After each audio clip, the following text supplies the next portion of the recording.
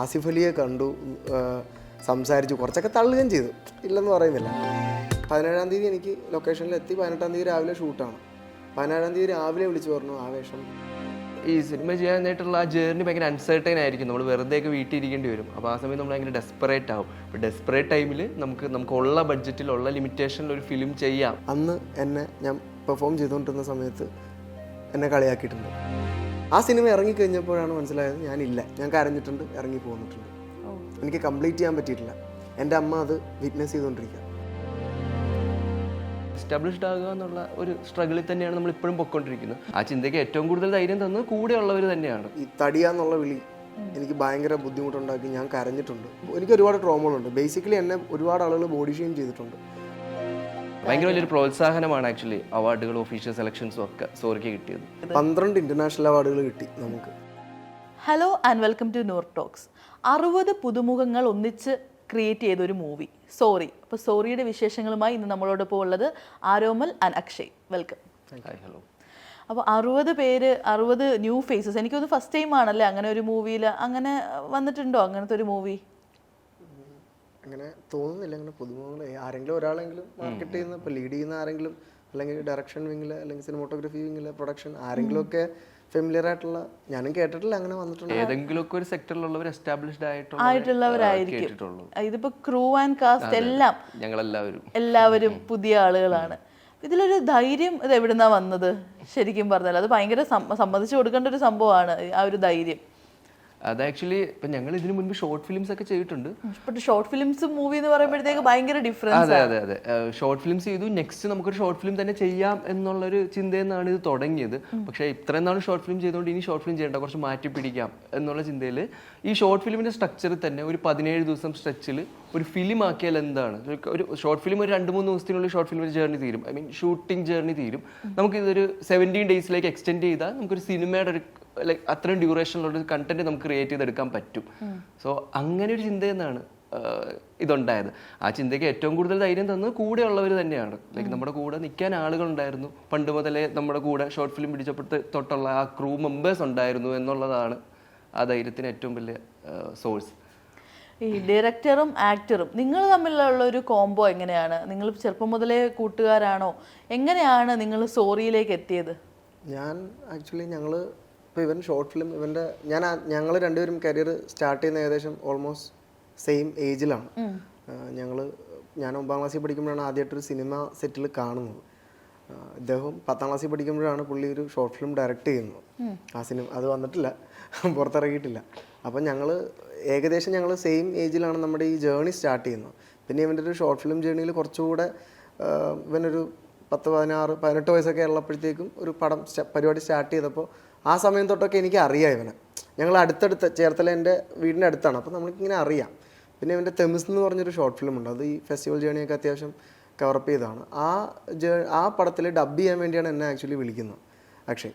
അവിടം തൊട്ട് പിന്നെ ഞാൻ ഇവൻ്റെ കുറച്ച് ഷോർട്ട് ഫിലിംസിൽ ഞാൻ അഭിനയിച്ചു. അപ്പോൾ എനിക്ക് ഈ ഷോർട്ട് ഫിലിംസിൻ്റെ ഇവൻ്റെ കൂടെ ചെയ്യുമ്പോൾ ഉള്ള ഇവൻ്റെ ഒരു മീറ്റർ എനിക്കറിയാം. ഇവൻ എന്താണ് വേണ്ടത്, അല്ലെങ്കിൽ ഇവൻ കഥാപാത്രത്തെ അല്ലെങ്കിൽ ഒരു സിനിമയെ എങ്ങനെയാണ് ആളുകളിലേക്ക് കൺസീവ് ചെയ്യാൻ ഉദ്ദേശിക്കുന്നത്, അല്ലെങ്കിൽ ഇവൻ്റെ തോട്ട്സ് എങ്ങനെയുള്ളതാണെന്നൊക്കെ എനിക്കറിയാം.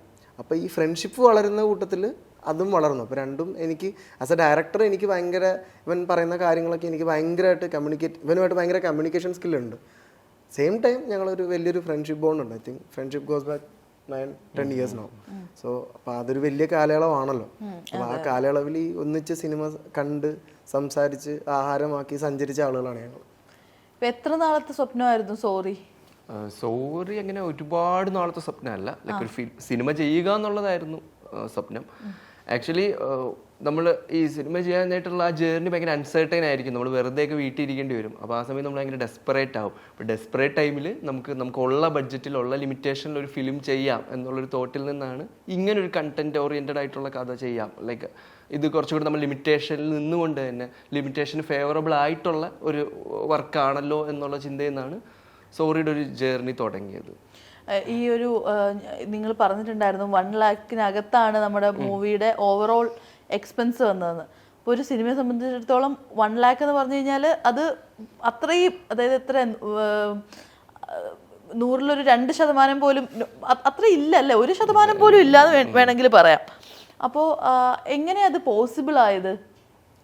ഈ പറഞ്ഞ സ്ട്രക്ചർ, ഈ ഷോർട്ട് ഫിലിം സ്ട്രക്ചർ എന്ന് ഇദ്ദേഹം ആദ്യം പറഞ്ഞ ആ സ്ട്രക്ചർ തന്നെയാണ് ഇപ്പോൾ ഈ ചോദ്യത്തിന് ഉത്തരവെന്ന് എനിക്ക് പറയേണ്ടി വരും. കുറച്ചുകൂടെ വ്യക്തമാക്കി പറയുകയാണെങ്കിൽ നമ്മുടെ ഈ ആളുകളെല്ലാവരും സിനിമയെ സ്നേഹിക്കുന്ന, സിനിമ ചെയ്യണം അല്ലെങ്കിൽ സിനിമ സംഭവിക്കണം എന്ന് വളരെ ആത്മാർത്ഥമായി ആഗ്രഹിക്കുന്ന ഒരു ക്രൂ നമുക്കുണ്ട് സ്വന്തമായിട്ട്.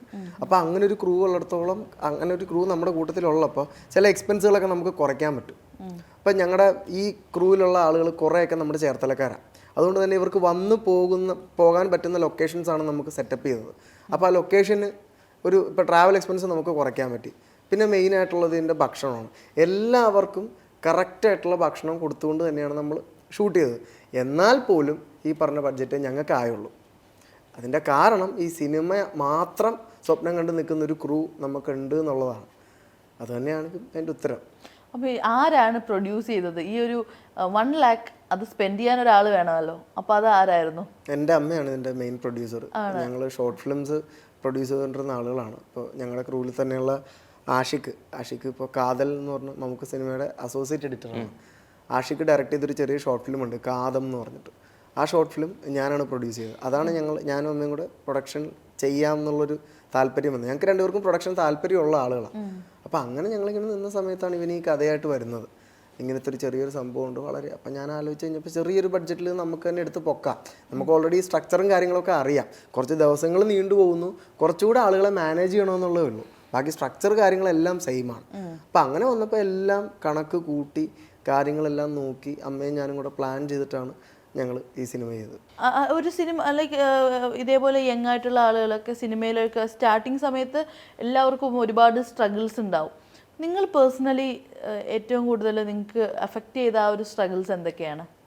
എസ്റ്റാബ്ലിഷ്ഡ് ആകുക എന്നുള്ളതാണ് നമ്മൾ ഇതിൽ ഏറ്റവും ആദ്യം തന്നെ നമ്മൾ ആക്കി തീർക്കേണ്ട ഒരു കാര്യം. സോ അതിന് വേണ്ടിയിട്ടുള്ള സ്ട്രഗിൾസ് ആണ്. ഇപ്പോഴും ആ സ്ട്രഗിളിലൂടെ തന്നെയാണ് പോയിക്കൊണ്ടിരിക്കുന്നത്. ഒന്നും കഴിഞ്ഞിട്ടില്ല. ലൈക്ക് ഒരു സ്റ്റെപ്പ് എടുത്ത് വെച്ചു എന്നേ ഉള്ളൂ. സോ നമ്മൾ എസ്റ്റാബ്ലിഷ്ഡ് ആകുമ്പോൾ തൊട്ടാണ് നമുക്ക് കൺസിസ്റ്റൻ്റ് ആയിട്ട് വർക്കുകൾ വരുന്നത്. സോ കൺസിസ്റ്റൻ്റ് ആയിട്ട് വർക്കുകൾ വരുമ്പോഴാണ് നമുക്ക് ചിന്തിക്കാനുള്ള പ്രചോദനങ്ങൾ ഉണ്ടാകുന്നത്. സോ അതുകൊണ്ട് തന്നെ എസ്റ്റാബ്ലിഷ്ഡ് ആകുക എന്നുള്ള ഒരു സ്ട്രഗിളിൽ തന്നെയാണ് നമ്മൾ ഇപ്പോഴും പൊയ്ക്കൊണ്ടിരിക്കുന്നത്. കുറച്ച് ഈസി ആയിട്ടുണ്ട് അത് പണ്ടത്തെക്കാളും എന്നുള്ളതാണ് ഇപ്പം സോറി വഴി സംഭവിച്ചിരിക്കുന്നത്. ആരോമലിനോ അങ്ങനെ ഇതേപോലെ ഏറ്റവും കൂടുതൽ എഫക്റ്റ് ചെയ്ത സ്ട്രഗിൾ അതെന്തായിരിക്കും ലൈഫിൽ? മെയിനായിട്ട് നമ്മൾ ഈ പറഞ്ഞ ഓഡിഷൻസ് ഒക്കെ അറ്റൻഡ് ചെയ്യും. അല്ലെങ്കിൽ എൻ്റെ ഒരു ഓഡിഷൻ ജേണി കുറേ നാൾ മുമ്പ് സ്റ്റാർട്ട് ചെയ്തതാണ്. എൻ്റെ അച്ഛൻ സിനിമ ഭയങ്കര ഇഷ്ടമായിരുന്നു. എന്നെ ഒരു നടനാക്കണം എന്നുള്ള ആഗ്രഹമൊക്കെ അച്ഛനുണ്ടായിരുന്നു. അപ്പോൾ വളരെ ചെറുപ്പം തന്നെ അച്ഛൻ എന്നെ ഓഡീഷൻസിനൊക്കെ വിടുമായിരുന്നു. അച്ഛനും കൂടെ വന്നിട്ടൊക്കെ ഉണ്ട്. അപ്പോൾ അപ്പം തൊട്ട് ഞാൻ കണ്ടു തുടങ്ങി നമുക്ക് ചാൻസ് ഇപ്പോൾ ചിലപ്പോൾ ഓഡീഷൻ സ്ഥലത്ത് നമ്മൾ നന്നായിട്ട് പെർഫോം ചെയ്യും. നമുക്ക് ചിലപ്പോൾ അത് കഴിഞ്ഞിട്ട് ഡയറക്ടറും അവിടെ വെച്ച് പറയും ഓക്കെ ആണെന്ന് പറയും. പിന്നീട് വിളിച്ച് ഈ പറഞ്ഞ ഇത്ര രൂപ തന്നാൽ നല്ലൊരു വേഷം തരാം, അങ്ങനത്തെ ഒരു ഇത് ഞാൻ ഇപ്പോൾ അതെനിക്ക് ഉണ്ടോ എന്ന് എനിക്കറിയില്ല. പക്ഷേ ഞാൻ ഫേസ് ചെയ്തിട്ടുണ്ട്, അങ്ങനത്തെ കുറേ കാര്യങ്ങൾ ഫേസ് ചെയ്തിട്ടുണ്ട്. പിന്നീട് നമ്മൾ ഒറ്റയ്ക്ക് ഇപ്പോൾ അച്ഛനില്ല, അച്ഛൻ മരിച്ചിട്ട് കുറേയൊക്കെ ഞാൻ ഒറ്റയ്ക്ക് പോകേണ്ടി വന്നിട്ടുണ്ട്. എൻ്റെ ഒരു 18ാമത്തെ വയസ്സിലൊക്കെ ഞാൻ തൃശ്ശൂരേക്കും തിരുവനന്തപുരത്തേക്കും ഒക്കെ ഞാൻ ഒറ്റയ്ക്ക് ട്രെയിനിൽ യാത്ര ചെയ്തിട്ടുണ്ട് ഈ ഓഡിഷന് വേണ്ടി. അപ്പോൾ തൊട്ട് നമുക്ക് ഈ സ്ട്രഗിൾ മനസ്സിലാവും. നമുക്കിപ്പോൾ ഒരു ചാൻസ് ഉണ്ടെന്ന് പറയുകയും ഞാനൊരു സിനിമ, ഞാൻ പേരൊന്നും പറയുന്നില്ല, ഇപ്പം അത്യാവശ്യം നല്ല ഡയറക്ടറാണ് അദ്ദേഹം. അദ്ദേഹത്തിൻ്റെ സിനിമ ഒരു ഓഡിഷൻ വെച്ചു, എറണാകുളത്തായിരുന്നു. ഞാൻ ആ ഓഡിഷന് വന്നിട്ട് അതിൻ്റെ അസിസ്റ്റൻ്റ് എനിക്ക് അറിയാവുന്ന ആളാണ്. അദ്ദേഹമാണ് എനിക്ക് ഈ കാസ്റ്റിംഗ് കോൾ ഇട്ട് തരുന്നത്. ഞാൻ വന്നിട്ട് എനിക്ക് 2 റൗണ്ട് ഓഡിഷൻ ഉണ്ടായിരുന്നു. അതിൻ്റെ ഷൂട്ടും കാര്യങ്ങളൊക്കെ പറയുകയും ചെയ്തു. ഞാൻ ഇപ്പോൾ അന്ന് വൈകുന്നേരം എനിക്ക് ലൊക്കേഷനിൽ എത്തണം. ഷൂട്ടൊക്കെ തുടങ്ങിയതാണ്. ഒരു ദിവസം ഈ ഓഡിഷനൊക്കെ കഴിഞ്ഞിട്ട് സെലക്ട് ആയി കഴിഞ്ഞ്. അപ്പോൾ 17-ാം തീയതി എനിക്ക് ലൊക്കേഷനിൽ എത്തി. 18-ാം തീയതി രാവിലെ ഷൂട്ടാണ്. 17-ാം തീയതി രാവിലെ വിളിച്ചു പറഞ്ഞു ആ വേഷം പോയി എന്ന് പറഞ്ഞു. അത് ഭയങ്കര ഒരു ബുദ്ധിമുട്ടാണ്. എല്ലാം പറഞ്ഞു വെച്ചിരുന്നതാണ്. പിന്നെ നമുക്ക് ആ സമയത്ത് ഇതിനെ അങ്ങോട്ട് ഒരു വലിയൊരു ഇതായിട്ട് കണ്ട് വാർത്തയാക്കാം അങ്ങനെയൊന്നും നമുക്ക് അതിനുള്ളൊരു ഇതായിട്ടില്ല. എല്ലാവരും ബൈസൈക്കിൾ തീവ്സ് ഞാൻ ആദ്യമായിട്ട് അത് അനുഭവിക്കുന്നത്. പക്ഷെ ഞാൻ ഇപ്പോഴും അത് പോസിറ്റീവായിട്ടാണ് എടുക്കുന്നത്. കാരണം ഞാൻ മെയിൻലി എനിക്ക് നാടകമായിരുന്നു. എനിക്ക് നാടകത്തിൽ അഭിനയിക്കുക, നാടകം ആയിരുന്നു എനിക്ക് ഭയങ്കര ഇഷ്ടമുള്ളൊരു കാര്യം. ഞാൻ തിയേറ്റർ ചെയ്തിട്ടുള്ള ആളുമാണ്. അപ്പോൾ 9ാം ക്ലാസ്സിൽ പഠിക്കുമ്പോൾ ബൈസൈക്കിൾ തീവ്സ് എന്ന് പറഞ്ഞൊരു പടം ഞങ്ങളുടെ നാട്ടിൽ ഷൂട്ടിങ് നടന്നു. ജിസേട്ടൻ്റെ പടം. അപ്പോൾ ഷൂട്ടിങ് നടന്നപ്പോൾ എൻ്റെ അച്ഛൻ പറഞ്ഞു ഇന്ന സ്ഥലത്ത് ഷൂട്ടിങ് നടപ്പുണ്ട്, അവിടെ ചെന്നാൽ ചിലപ്പോൾ എന്തെങ്കിലും കിട്ടും. അപ്പോൾ എനിക്ക് അന്ന് കുറച്ച് മെഡലുകളൊക്കെ കിട്ടിയിട്ടുണ്ട് ഈ സ്റ്റേജ് പെർഫോമൻസും പരിപാടികളൊക്കെ ചെയ്യും. അപ്പോൾ ഞാൻ ഈ സർട്ടിഫിക്കറ്റ് എല്ലാം ആയിട്ടാണ് പോണത്. അറിയാം അപ്പോൾ ഞാൻ അവിടെ ചെന്നു. ചെറിയൊരു സംഭവമായിരുന്നു, ഒരു തീം സോങ് ഷൂട്ട് ചെയ്യുകയാണ്. അപ്പോൾ ഈ സജു കുറുപ്പ് സാറിൻ്റെയും ബിനീഷ് കൊടി സാറിൻ്റെയൊക്കെ ഇവരിങ്ങനെ സൈക്കിളിൽ പോകുന്ന സീനാണ്. അപ്പോൾ ക്യാം ഇങ്ങനെ വെച്ചിട്ട് ഹോൾഡ് ചെയ്തേക്കാണ്, മോൾഡ് ചെയ്തിട്ട് ഇങ്ങനെ ഒരു ഫ്രെയിമാണ്. എന്നോട് പറഞ്ഞ് നടന്നോളാൻ പറഞ്ഞു. അപ്പോൾ ഞാൻ അവിടെ നടന്നു. നമുക്ക് അന്ന് അറിയില്ലല്ലോ ഇതാണോ ഫ്രെയിം, ക്യാമറ ഒന്നും അറിയില്ല. ഇത് കഴിഞ്ഞ് ചായയൊക്കെ കുടിച്ചു, നാരങ്ങവെള്ളം ബിസ്ക്കറ്റും ഒക്കെ തന്നിട്ട് വിട്ടു. ഇത് കഴിഞ്ഞിട്ട് ഞാൻ എൻ്റെ നാട്ടുകാരുടെ അടുത്തും വീട്ടുകാരുടെ അടുത്തും എല്ലാവരുടെ അടുത്തും പറഞ്ഞു ഞാൻ ക്യാമറയിൽ വന്നിട്ടുണ്ടെന്ന് പറഞ്ഞു. ഇന്നതാണ് പടം, ആസിഫ് അലിയെ കണ്ടു, സംസാരിച്ചു, കുറച്ചൊക്കെ തള്ളുകയും ചെയ്തു, ഇല്ലെന്ന് പറയുന്നില്ല. ആ സിനിമ ഇറങ്ങിക്കഴിഞ്ഞപ്പോഴാണ് മനസ്സിലായത് ഞാനില്ല. എൻ്റെ സ്കൂള് കാണിക്കുന്നുണ്ട്, എൻ്റെ സ്കൂളിൻ്റെ സൈഡിൽ കൂടെയാണ് ഈ ഷോട്ട്. സ്കൂളുണ്ട്, പക്ഷെ നടന്നു പോകുന്നത് ഞാനില്ല. അതെനിക്കൊരു വല്ലാത്ത ഇതായിപ്പോയി. എൻ്റെ കൂട്ടുകാരുടെ അടുത്തും വീട്ടുകാരുടെ അടുത്തും ഒക്കെ പറഞ്ഞു. അവന്മാരെല്ലാം എൻ്റെ അടുത്ത് പറഞ്ഞു ആ പടത്തിലുണ്ടെന്നുകൊണ്ട് കള്ളം പറഞ്ഞാണോ. അതൊരു വാശിയായി. ഇനി എനിക്ക് ആ സ്ക്രീനിൽ ഞാൻ ചിത്രാഞ്ജലിയിലാണ് ഞാൻ പോയി കാണുന്നത്, ചിത്രാഞ്ജലി പാരഡൈസോ. അവിടെ ചെന്നപ്പോൾ ആ സ്ക്രീനിൽ ഞാനില്ല. അപ്പോൾ ഇനിയുള്ള പടങ്ങളിൽ ആ സ്ക്രീനിൽ വരണം എന്നുള്ളൊരു ആഗ്രഹത്തിൻ്റെ പേരിലാണ് ഇറങ്ങി തിരിച്ചത്. അതൊരു വാശിയായിരുന്നു. പക്ഷേ വന്നു. ലോണപ്പന്ന മാമൂസയിൽ ചെറിയ വേഷമുണ്ട്. ഒരു സിനിമാക്കാരനാണ് പിന്നെ ലിയോ തദേവ് സാറിൻ്റെ പടം. ഒരു സിനിമാക്കാരനാണ് പിന്നെ ഒരു ഡയലോഗുള്ളൊരു വേഷം തുടങ്ങുന്നത്. അപ്പം അങ്ങനെ കുറേ പടങ്ങൾ കിട്ടിയിട്ടുമുണ്ട്, കുറേതൊക്കെ പോയിട്ടുമുണ്ട്. RDX ഒക്കെയാണ് എനിക്ക് തോന്നുന്നു കുറച്ചെങ്കിലും ആളുകൾ എന്നെ നോട്ടീസ് ചെയ്തത്. RDX കണ്ടിട്ടുണ്ടോ? അതിനകത്തൊരു ക്രിക്കറ്റ് ഫൈറ്റിലൊരു നോട്ട് ഔട്ട് വിളിക്കുന്ന അമ്പയർ, അത് ഞാനാണ്. അങ്ങനെ കുറച്ച് വേഷങ്ങൾ ഞാൻ ചെയ്തിട്ടുണ്ട്. പക്ഷെ എന്നാലും ഞാൻ നിങ്ങൾക്ക് പറഞ്ഞു തരണം ഇന്ന വേഷം ചെയ്തത് ഞാനാണ് എന്നുള്ളത്. അതെ, അത് ആ ഒരു കാര്യം ഒരു ആക്ടറിനെ സംബന്ധിച്ചിടത്തോളം വളരെ സ്ട്രഗ്ലിംഗ് പീരീഡിൽ അനുഭവിക്കുന്ന ഒരു പ്രഷറാണ്. നമ്മൾ പറഞ്ഞു കൊടുത്താൽ മാത്രം നമ്മളെ നോട്ടീസ് ചെയ്യുക, എന്നാൽ നമ്മൾ സിനിമയിലുണ്ടതാണ്. അതൊരു വലിയൊരു കാര്യം. പക്ഷേ അത് ഈ സോറി കഴിഞ്ഞപ്പോൾ ഇപ്പോൾ കുറച്ച് വേഷങ്ങൾ കിട്ടുന്നത് കുറച്ച് നോട്ടീസ് ചെയ്യുന്ന പരിപാടികളാണ്. അതിൽ ഭയങ്കര സന്തോഷം. അക്ഷയ് ലൈഫിൽ എപ്പോഴെങ്കിലും ഇതേപോലെ ഏതെങ്കിലും ഒരു ട്രോമയുടെ ട്രാപ്പിലായിട്ടുണ്ടോ? ഞാൻ അങ്ങനെ ട്രോമയിൽ ട്രാപ്പ് ആയിട്ടില്ല ആക്ച്വലി. പക്ഷെ ട്രോമയിൽ ട്രാപ്പ് ആയിട്ടുള്ള ഒരുപാട് പേരെ എനിക്ക് അറിയാം എന്നുള്ളതാണ്. സോ അവരിൽ നിന്നൊക്കെ ഇൻസ്പയർഡ് ആയിട്ടുള്ള ലൈക്ക് അങ്ങനെ വെച്ച് നോക്കുമ്പോൾ ഞാൻ ഭയങ്കര പ്രിവിലേജ്ഡ് ആണ്. ലൈക്ക് അങ്ങനെ ഒരു ട്രോമയിൽ ഞാൻ എത്തിപ്പെട്ടിട്ടില്ല. ലൈക്ക് ഒരു തരത്തിലുള്ള ലൈക്ക് സോറി സംസാരിക്കുന്ന ബോഡി ഷേമിങ് അങ്ങനത്തെ കാര്യങ്ങളാണ്. സോ അങ്ങനത്തെ ഒരു ട്രോമയിൽ ഞാൻ എത്തിപ്പെട്ടില്ല. അതിൽ ഞാൻ പ്രിവിലേജ്ഡ് ആണ്. പക്ഷേ അതല്ലാത്ത അതിൽ സഫർ ചെയ്ത് ഒരുപാട് പേരോട് ഞാൻ സംസാരിച്ചിട്ടുണ്ട്. എൻ്റെ കൂട്ടത്തിൽ തന്നെ ഉണ്ടായിരുന്നു അതുപോലത്തെ ഒരുപാട് പേര്. സോ അവരോടൊക്കെ സംസാരിച്ച ആ ഇൻസ്പിറേഷനിൽ നിന്നാണ് ആക്ച്വലി സോറിയുടെ ബേസിക് ത്രെഡ് ഡെവലപ്ഡ് ആയത്. ആരോമൽ ഈ പറയുന്ന പോലെ ഇപ്പം ബോഡി ഷേമിങ് ആ ഒരു കൈൻഡ് ഓഫ് ട്രോമ ആണല്ലോ മെയിൻലി പറയുന്നത്. എപ്പോഴെങ്കിലും ലൈഫിൽ ഫേസ് ചെയ്തിട്ടുണ്ടോ? ഉണ്ട്. എനിക്ക് ഈ തടിയാന്നുള്ള വിളി എനിക്ക് ഭയങ്കര ബുദ്ധിമുട്ടുണ്ടാക്കി. ഞാൻ കരഞ്ഞിട്ടുണ്ട് സ്കൂളിൽ പഠിക്കുമ്പോൾ. എനിക്ക് ഞാൻ അന്ന് കുറച്ചുകൂടെ ഞാൻ ഇതാണ്. എന്നെ അവിടുത്തെ ട്യൂഷൻ ക്ലാസ്സിലും ചില സ്ഥലത്തൊക്കെ ഞാൻ ഒറ്റയ്ക്ക് സൈക്കിളിലൊക്കെ പോകുമ്പോഴത്തേക്ക് ഇവർ എല്ലാവരും കൂടെ എന്നെ തടിയാന്ന് വിളിക്കും. ആ സമയത്ത് ഞാൻ ഭയങ്കര ബുദ്ധിമുട്ട് അനുഭവിക്കും. പക്ഷേ എൻ്റെ ഓപ്പോസിറ്റ് നിൽക്കുന്ന ആളുകൾ ഈ വിളി കഴിഞ്ഞിട്ട് ചിരിക്കും. അവർക്ക് കോമഡിയാണ്. ഇവർക്ക് കോമഡി ആവുന്നത് എന്താണെന്ന് വെച്ച് കഴിഞ്ഞാൽ എനിക്ക് മനസ്സിലായൊരു കാര്യമാണ്, ഈ തടിയാന്ന് വിളിച്ചിട്ട് നമ്മൾ ഡെസ്പ് ആവുന്നത് കാണുന്നതാണ് ഇവരുടെ കോമഡി. മനസ്സിലായോ? എന്നെ അങ്ങനെ പലരും വിളിച്ചിട്ടുണ്ട്. എൻ്റെ നിറത്തിൻ്റെ പേരിൽ എന്നെ കളിയാക്കിയിട്ടുണ്ട്, കറമ്പാന്ന് വിളിച്ചിട്ടുണ്ട്, തടിയാന്ന് വിളിച്ചിട്ടുണ്ട്. അതൊക്കെ എനിക്ക് ട്രോമ തന്നെയാണ്. ഞാൻ എപ്പോഴും അതുകൊണ്ടാണ് എനിക്ക് ഈ സിനിമയിൽ ഈ കഥാപാത്രം ഈ സിനിമയും എനിക്ക് വളരെ പേഴ്സണലാണെന്ന് ഞാൻ പല സ്ഥലത്തും പറയാൻ കാരണം. എനിക്ക് ഒരുപാട് ട്രോമകളുണ്ട്. ബേസിക്കലി എന്നെ ഒരുപാട് ആളുകൾ ബോഡി ഷെയിം ചെയ്തിട്ടുണ്ട്. എന്നെ അവരൊക്കെ ഇപ്പോൾ 1-2 ആളുകൾ ഈ പടം കണ്ടിട്ട് എനിക്ക് മെസ്സേജ് അയച്ചിട്ടുണ്ട്, എന്നെ വിളിച്ചിട്ടുണ്ട്. കാരണം ഇപ്പോഴും ചില പേരുകൾ അവർ ഓർമ്മയിലുണ്ട്. എന്നെ ആ വിളിച്ച പേരുകൾ അവർ ഓർമ്മയിലുണ്ട്. എനിക്കും ഓർമ്മയിലുണ്ട് ആ വിളിച്ച ആരൊക്കെയാണെന്നുള്ളത്. അപ്പോൾ ആ ട്രോമ ഇപ്പോഴും എനിക്ക് ട്രോമ തന്നെയാണ്. ഇപ്പോൾ പക്ഷേ കുറച്ച് ആളുകൾ വിളിച്ച് നമ്മുടെ അടുത്ത് സോറി കേട്ടോ, അന്നത് അറിയാതെ പറ്റിപ്പോയതാണ്. പക്ഷേ ഈ കളിയാക്കുന്ന ആളുകളുടെ ഒരു സംഭവം എന്താണെന്ന് വെച്ച് കഴിഞ്ഞാൽ ഇവർ കളിയാക്കും, ആ നിമിഷം ഇവരൊരു എൻജോയ്മെൻറ്റ് കണ്ടെത്തും. പക്ഷേ ഈ കളിയാക്കപ്പെടുന്ന ആളുകളുടെ ഒരു മാനസികാവസ്ഥയെ പറ്റി ഇവർ ചിന്തിക്കുന്നില്ല. ഒറ്റ നിമിഷം ഇവർ ഈ കളിയാക്കുന്ന ഈ ഒരു സ്പ്ലിറ്റ് സെക്കൻഡ്സിൽ ഇവർ കളിയാക്കും, ചിരി പടർത്തും പോകും. പക്ഷെ ആ ഓപ്പോസിറ്റ് നിൽക്കുന്ന ആളുകൾ ലൈഫ് ലോങ് അത് ക്യാരി ചെയ്യും ആ ഇമോഷൻ. മനസ്സിലായി? എനിക്കൊരു പരിധി വരെ ഈ സിനിമ എൻ്റെ ആ ട്രോമേനെയൊക്കെ മാറ്റിയിട്ടുണ്ട്. എൻ്റെ ഇൻസെക്യൂരിറ്റീസിനെയും എനിക്ക് ഇൻസെക്യൂരിറ്റീസ് ഉള്ള ആളായിരുന്നു. പക്ഷേ ഞാൻ ഒരുപാട് കളിയാക്കപ്പെട്ടിട്ടുണ്ട്. അപ്പം അതിനെയൊക്കെ ഒരു പരിധി വരെ ഈ സിനിമ എന്ന് പറയുന്നൊരു സാധനം മാറ്റിയിട്ടുണ്ട്. ഈ ഓഡിഷന് പോവുകയും തിയേറ്റർ ചെയ്യുകയും അഭിനയിക്കുകയും എൻ്റെ ആക്ടിങ് നല്ലതാണെന്ന് ആളുകൾ പറയുകയും ചെയ്യുന്നത് ഈ ഒരു പരിധി വരെ എന്നെ ഇത്തരം ആലോചനകളിൽ നിന്നും മാറ്റി നിർത്തിയിട്ടുണ്ട്. അപ്പോൾ ട്രോമ എനിക്ക് ഉണ്ടായിട്ടുണ്ട്. അത് ഈ ബോഡി ഷേമിങ്ങിൻ്റെ പേരിൽ. അപ്പോൾ എനിക്ക് കണക്ട് ചെയ്യാൻ പറ്റും. ഒരാൾ ബോഡി ഷെയിം ചെയ്യുമ്പോഴത്തേക്ക് എനിക്കത് ഞാൻ പറയുകയും ചെയ്യും.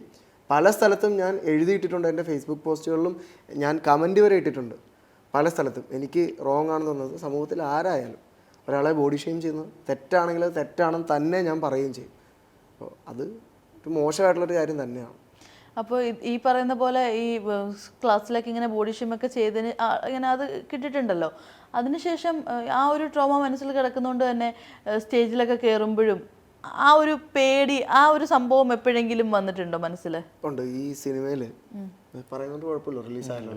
ഈ വിഷയമാണ് ആക്ച്വലി സോറി സംസാരിക്കുന്നത്. അതെ, ഈ വിഷയം ഇപ്പം ഞാൻ പറയാം. ഇപ്പോൾ മാം ചോദിച്ച വിഷയത്തെ പറ്റിയാണ് നമ്മൾ സംസാരിക്കുന്നത്. ഈ സിനിമയിലൊരു സീനുണ്ട്, ഇതിലെ 2 ക്യാരക്ടേഴ്സ് ഈ മെയിനായിട്ടുള്ള എൻ്റെ കഥാപാത്രം സ്റ്റേജിൽ പെർഫോം ചെയ്തപ്പോൾ ഒരു പേര് വിളിച്ച് കളിയാക്കി എന്ന് പറയുന്നുണ്ട് ഒരു പെർട്ടിക്കുലർ സീനിൽ.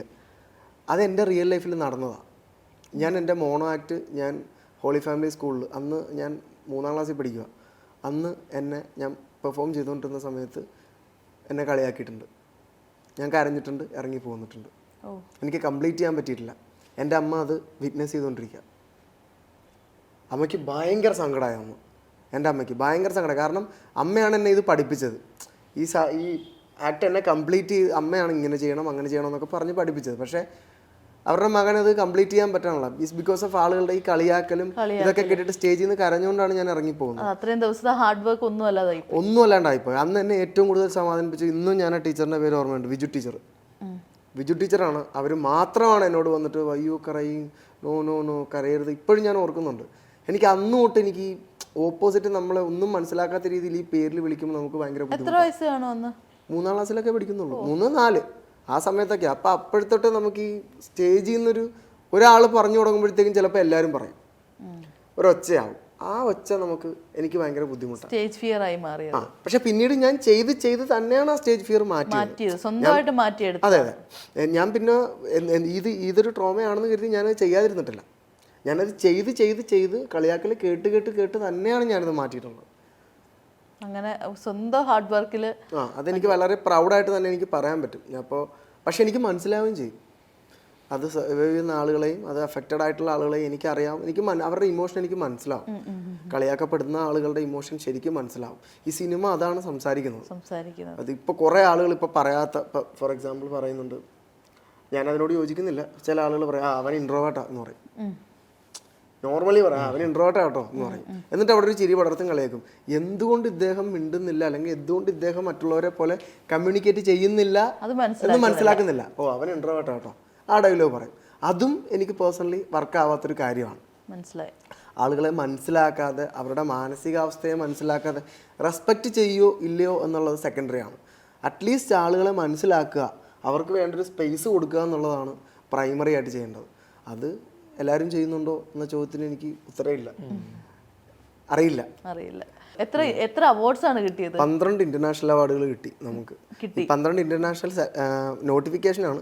അതിലൊരു 9 ഇന്റർനാഷണൽ അവാർഡുകളുണ്ട്.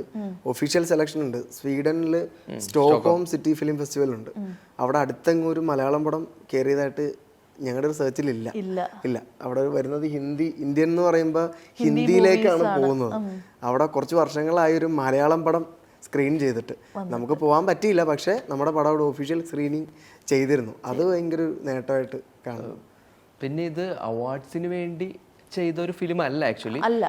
പക്ഷേ ഇത് തീർച്ചയായും ഇത് ചെയ്ത് കഴിഞ്ഞപ്പോഴത്തേക്ക് ഇതിനുള്ള ഒരു ഇന്റർനാഷണൽ റിസപ്ഷൻ എങ്ങനെയായിരിക്കും എന്ന് ഞങ്ങൾ ചിന്തിച്ചു. കാരണം ഇത് ഏതൊരു ഏരിയയിലും സംസാരിക്കാൻ പറ്റുന്ന, ഏത് ഭാഷയിലും പോയി സംസാരിക്കാൻ പറ്റുന്ന ഒരു വിഷയമാണ്. നമ്മൾ ബാരിയർ ഇല്ലാത്തൊരു കണ്ടന്റ് ആണ്. സ്വയം തിരിച്ചറിഞ്ഞപ്പം ഞങ്ങൾ വിചാരിച്ചു ഇത് കുറച്ച് അവാർഡ്സിനൊക്കെ വിടാം എന്ന് വിചാരിച്ച്. അവാർഡ്സിന് വിടുമ്പോഴും നമ്മൾ അവാർഡൊന്നും പ്രതീക്ഷിക്കുന്നില്ല. ഒഫീഷ്യൽ സെലക്ഷൻ എങ്കിലും കിട്ടിയാൽ മതി എന്നൊക്കെ വിചാരിച്ചാണ് പല അവാർഡ്സും വിട്ടേക്കുന്നത്. പക്ഷേ കുറേ ഒഫീഷ്യൽ സെലക്ഷൻസും കിട്ടി, കുറച്ചധികം അവാർഡ്സും കിട്ടി എന്ന് പറയുമ്പോൾ ലൈക്ക് അവാർഡ്സ് ഒരാൾ മാത്രമല്ല, ഒരു ഭാഗം ആളുകൾക്ക് ഇത് ഇഷ്ടപ്പെടുന്നു, അവരിത് അക്ലെയിം ചെയ്യുന്നു എന്നുള്ളത് കൊണ്ടാണല്ലോ നമുക്ക് അവാർഡ് കിട്ടുന്നത്. സോ അത് ഭയങ്കരമായിട്ട് നമ്മുടെ കോൺഫിഡൻസ് ബൂസ്റ്റ് ചെയ്തു. ലൈക്ക് ഈ സോറി കൊണ്ട് അടുത്ത ഇടങ്ങളിലേക്ക് പോകാനായിട്ട് നമ്മുടെ കോൺഫിഡൻസിന് ഒരുപാട് അത് ബൂസ്റ്റ് ചെയ്തു എന്നുള്ളത് ഭയങ്കര വലിയൊരു കാര്യമാണ്. ഭയങ്കര വലിയൊരു പ്രോത്സാഹനമാണ് ആക്ച്വലി അവാർഡുകളും ഒഫീഷ്യൽ സെലക്ഷൻസും ഒക്കെ സോറിക്ക് കിട്ടിയത്.